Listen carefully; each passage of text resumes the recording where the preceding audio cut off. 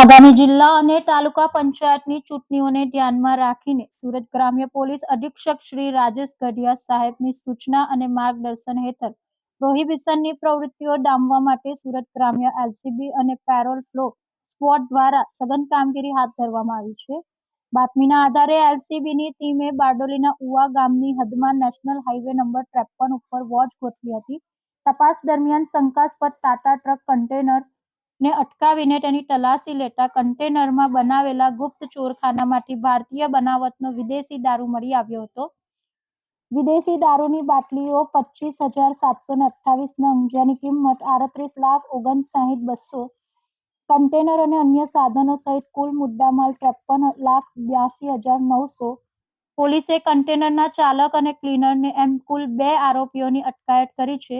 પ્રાથમિક પૂછપરછમાં જાણવા મળ્યું છે કે આ જથ્થો અંબાલા બાયપાસથી ભરી વડોદરા તરફ લઈ જવામાં આવી રહ્યો હતો. પોલીસે પકડાયેલ અને વોન્ટેડ આરોપીઓ વિરુદ્ધ કાયદેસરનો ગુનો નોંધી આગળની તપાસ હાથ ધરી છે. આ કામગીરીમાં LCB PI RB Bhattor, parole furlough squad PI NG Panchani, PSI HC Masani તથા એલસીબી પેરોલ ફ્લો સ્ક્વોડના સ્ટાફના માણસો જોડાયા હતા.